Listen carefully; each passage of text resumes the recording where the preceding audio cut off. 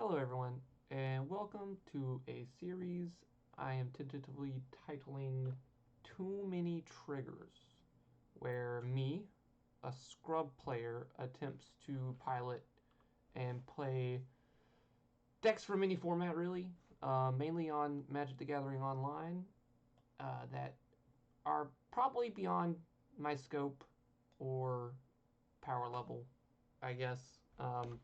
Generally, as the title implies, decks that have a lot of triggers going on. Um, Decks that get complicated too fast. Our first one this week is going to be Emry, which is a deck I built. I built Emry, Lurker of the Loch, on MTGO. And let's get to a quick preview. So we have naturally Snowlands because we're playing mono blue. Our commander Emry here never cost more than one. Every time it enters the battlefield, you put the top 4 cards of your library into your graveyard. Then you can tap it to cast artifacts from your graveyard. I have not had a game yet where I haven't played this on the first turn and subsequently played it for still just one. It's pretty bonkers. So it's kind of a rocks deck. It's full of 0 mana artifacts that I cannot afford in real life, but I can afford on Magic the Gathering Online.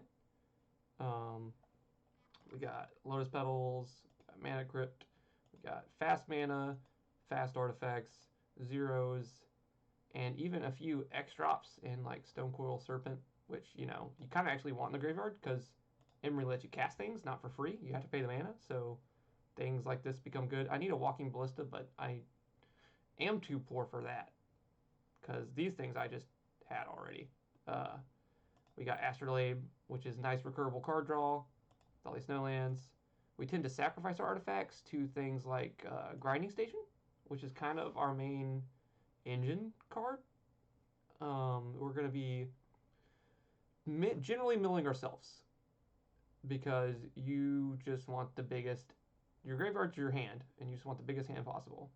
So, Grinding Station sacrifices artifacts. You put the top 3, target player puts the top 3 into the graveyard. When artifacts enter, you untap it. So one of the biggest combos with this is going to be, where is the...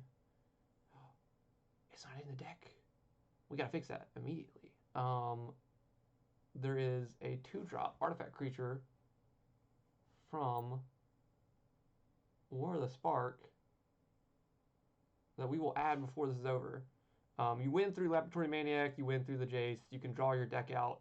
You can't just win with a Sai and just make a ton of Thopters and beat face.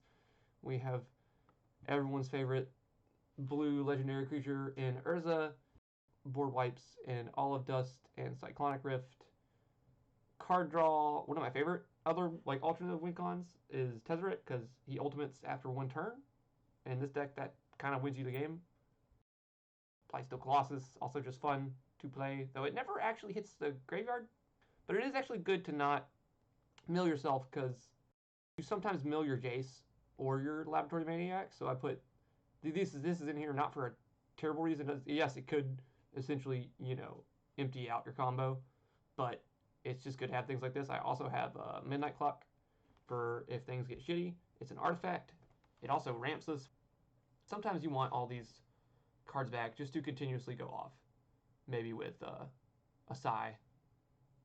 Without further ado, I'll add that card, and we'll just get to some quick gameplay so y'all can see the rest of the cards. Because I'd much rather show you them in action than sit here and discuss every single one. Ow. Ow. Let's get to it. So I've decided to jump into a lobby here with my friend Dakota, who subsequently wins the dice roll. Hell yeah, I want to play first. And our opening hand's pretty solid. We've got 3 lands, All is Dust as a nice board wipe. We have Traumatize to mill half our deck, Chief Engineer to reduce spells, Sensei's Divine Top to look at the top 3, and it's pretty solid. It's not a turn 1 Emry, but it is solid enough. My friend Dakota is playing Wart the Raid Mother. We have Morphon, the Boundless One, and Krinko at the table. So it looks like definitely an interesting game ahead of us. Our opponents play out basic lands and some tap lands, and we draw a card draw spell. So we just do our turn 1 play of playing Sensei's Top and pass through the turn. Dakota follows up his first turn with some turn 2 ramp with a rampant growth.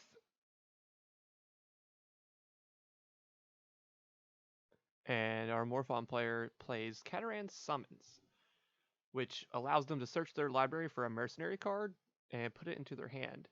So we find out shortly after this that they're playing more or less Changeling Tribal, and so they get to essentially tutor any Changeling for 1 black mana. They find an Unsettled Mariner, which allows them to tax us for targeting them or a permanent they control. And the Krinko player decides to start off aggressive and throw 2 red goblins out there with dragon fodder. We draw a Mana Crypt, forgetting to activate Sensei's Top on our turn to look at our top 3. So we cast the Mana Crypt and cast our Emry for 1 mana, milling the top 4 cards of our library to our graveyard. So we hit a Basalt Monolith, a Midnight Clock, and a Mox Hammer. A lot more ramp. Our main payoff is card draw in our hand. So we're thinking about working towards playing the card draw.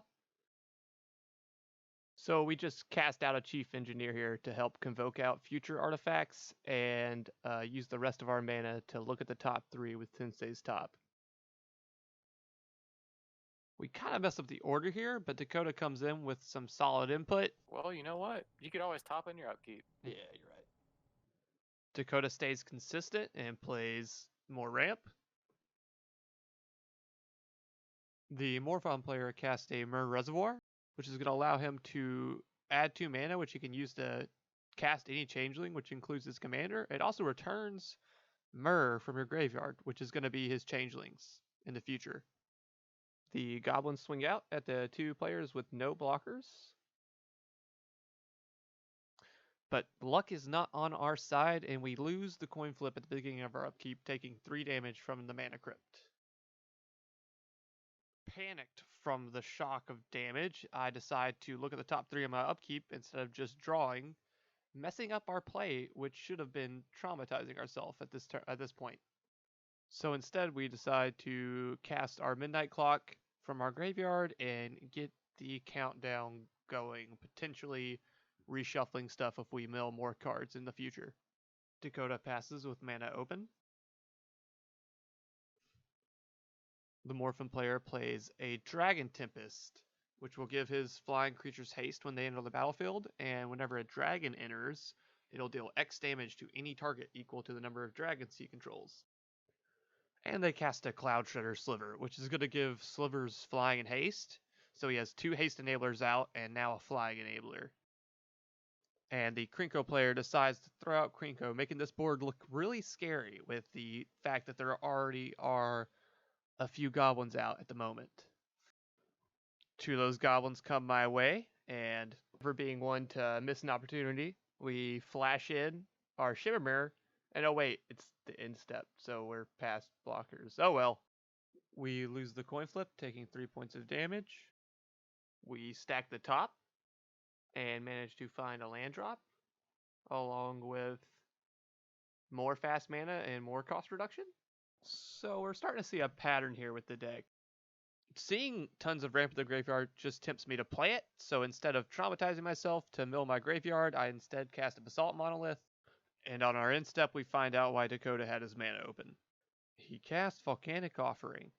Volcanic Offering is going to destroy target non-basic land, then I will get to choose a non-basic land, then he will deal 7 damage, Dakota will deal 7 damage to a creature, and then another opponent will deal 7 damage to a creature of their choice. This seems like a really fun card to conspire with Wart and cast a copy of. So he destroys my land, I destroy one of the Morphon player's lands, he destroys the Krinko, and he lets the Morphon player, or I can't remember which player he actually chose. He lets them destroy a creature of their choice, and they choose my Shimmer Mirror, so I will not get to flash any more artifacts in. Dakota follows up that devastation with a Hordling Outburst, and he passes the turn. The Morphon player casts an Imposter of the Sixth Pride, and then proceeds to beat in our face, hitting us down to 29. They also use one of the Dragon Tempest triggers to kill a goblin. Krinko player casts a Ruby Medallion for some cost reduction of their own, and attacks the Morphon player, knocking them down to 38. We top on upkeep and find fast mana, cost reduction, and more cost reduction. Now, we'll talk about this at the end of the video, but the list we're using has a lot of cost reduction. It seems to be missing key things like big payoffs. There are infinite combos already in it, but I noticed this afterwards when I looked over the list, but there's quite a few extra cards in there, quite a few cards that don't contribute to the game plan, but seem to just be beneficial. A lot of redundancy as well. There's many duplicates of effects, so we'll talk about that at the end. At this point in the game, we start to dirtle. We've missed our traumatized play. We've got card draw that we haven't cashed in on. We've seen so many fast mana and cost reduction spells. At this point, we just decide to clean up the board, maybe start fresh. We have more board presence than our opponents, and we're hoping this will pay off. With the board clean, Dakota cast a Nostalgic Dreams, getting back 2 ramp spells and a Hordling Outburst. He casts 2 ramp spells and passes the turn. The Morphon player recasts his commander, and then casts a Unsettled Mariner for free off the commander's reduction ability. It's at this point we realize that we have made a mistake. The Krinko player plays Perforos, and we used our only answer to Perforos a turn before, when we cast All Is Dust. Beset with desperation, we desperately start digging through the top of our deck looking for anything other than fast mana or cost reduction. We find none.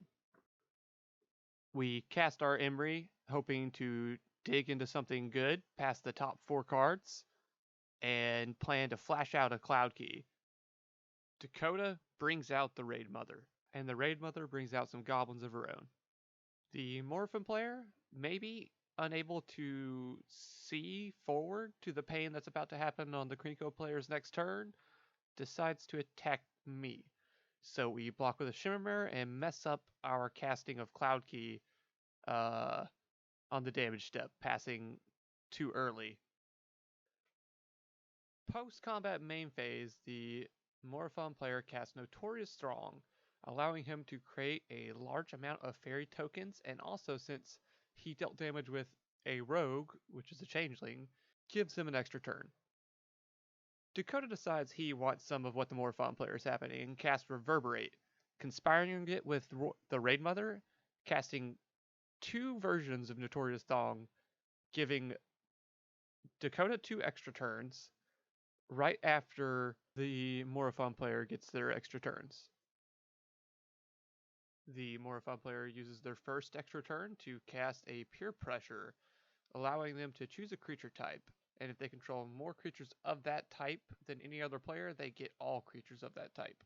Now, at first I was confused as to why they took my Emry with this, but they actually did not have enough goblins to take the Raid Mother, which would have been a very nice play.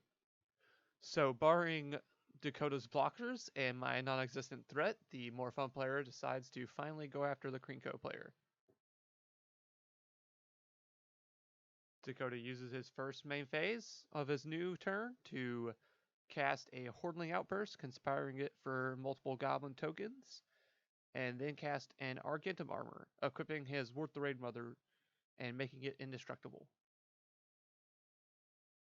He swings out at the Krinko player, seeing the potential threat that Perforos and a goblin token generator makes. And the Krinko player decides they're not having any of that, chaos warping Dakota's Worth the Raid Mother and flipping a circuitous route off the exile, giving him nothing in return. On his second turn, Dakota recasts his commander, equips it with Argendum armor, and swings all out at the Krinko player, dealing 6 points of damage with his tokens.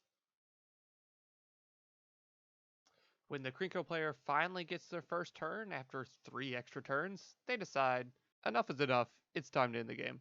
They cast Blasphemous Act, wiping the board, and they recast their Krinko, threatening to put a lot of goblin tokens out and also a lot of damage out. They ping us for 2 off Perforos, triggering off of the Krinko entering the battlefield, and we start digging. In our top 3, we find land, a chump blocker, and more mana. So, in one last ditch effort of desperation, we untap our Basalt Monolith, move to our turn, cast our commander, digging even further down into our deck, and decide we've been through enough. And we traumatize ourselves, milling half of our library into the graveyard. Not having anything else to do, we pass our turn, hoping for an answer from either one of our 2 players. Dakota cast a Primal Amulet, allowing for even more spell copying if he lives long enough to do so, to flip the card, and attacks the Krinko player with his commander. With 1 card left in hand, he casts a Circuitous Route on his second main phase, and passes the turn. The Morphon player casts a 2-mana Changeling and passes. The Krinko player commences to dish out the pain, emptying out their hand with 2 goblins, dealing 4 points of damage from each of them, and then activating their Krinko, dealing 6 points of damage from the 3 goblins entering the battlefield. Somehow we survive for another turn, but our mana crypt decides to hit us for 3 more points of damage. We use our top to dig for the top 4 and find a counterspell, an Elixir of Immortality, which will give us 5 points of life. So through a series of convoluted plays, we decide to dig through the top 3 cards to get to our Elixir, then cast our Elixir, then activate it and gain 5 life, doing really nothing but just maybe helping us survive for 1 or 2 more triggers, but playing it out anyways. On Dakota's turn, he casts a Xenagos the Reveler and makes a Satyr token. The Morphon player casts a Rooftop Storm, allowing them to cast zombie spells for free.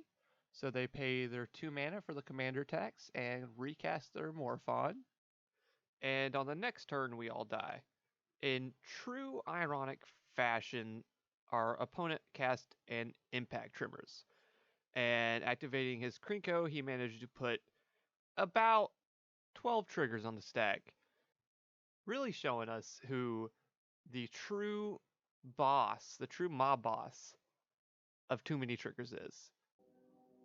So I'd like to thank everyone who joined me. Thank you, Soyman, for being such a good Krinko pilot and showing us the ropes. Thank you, Vertigoda, and thank you to our 3rd player, who he didn't respond to chat, so I'm just going to leave his name blank. So let's talk about the deck, let's talk about some changes I've made, and let's talk about its performance. With the list, one of the biggest things we've cut is cost reduction. I think there are about maybe 6 or 4, maybe 4 to 6 versions of cost reduction in the deck, and we took those out for more engine cards and more payoff cards. Some of the big changes we've added can be seen in the 1, 2, and 3 section, but we'll just go over some things. So our zeros are still high. We have card draw, graveyard hate, Ornithopter. We cut the Memnite because what the Memnite and the Ornithopter are generally used for are sack engines, and we also, like, if we need creatures to die or if we need an artifact to continuously recast, but we also just have a lot of just 0 drops we can do that with. And if we need a creature to perhaps die and trigger things like our Thornbite Staff, which is over here, if we need a creature to enter and trigger this, we can just use our Stonecoil Serpent or, Solemn and recast it. We may re-add the Mim Knight, but for now, the deck seems to be performing fine without it. So one of our ways to win the game is with Thornbite Staff, which helps us untap our commander whenever a creature dies. Um, Generally, that enables us to go infinite and mill ourselves or our opponents with things like our grinding station, which untaps whenever artifacts enter, and then if you sack, say, an artifact creature, it will die and untap your Emry, and then you can tap your Emry and recast it, and so on and so forth. We played multiple rounds after our matches were over, and we won once with grinding station going infinite with a Jace Wielder of Mysteries out, and we won another time using Mystic Forge to cast our Sensei's Divine Top, which we had a cost reducer out. So this was on top of our deck, and it cost 0. So we were casting it infinite amount of times right after we used Whir of Invention to tutor up and Aetherflux Reservoir. Now those things were in the deck before, except for the Whir. For some reason there was not a Whir in the deck, and that was a tragic mistake. A big important card we've added is Thousand Year Elixir, because we need more ways to activate Emry as soon as she comes out. It also untaps for target creature for 1, so this is just pretty solid in and of itself. We added a Metalwork Colossus for another big boy. Honestly, I just love this card, and I think it works really well in this deck because, you can both use it to sacrifice and put artifacts in your graveyard, but you could just get it back, and it could just do a lot of work keeping you alive for free. You don't really ever spend that much mana on it. I've added a Mishra Self-Replicator because I just think this would be extremely fun in this deck to play, because all you're doing is casting artifacts over and over again, and I'm looking forward to playing this in this specific deck. We've added Solemn, because there wasn't a Solemn in there before. We've added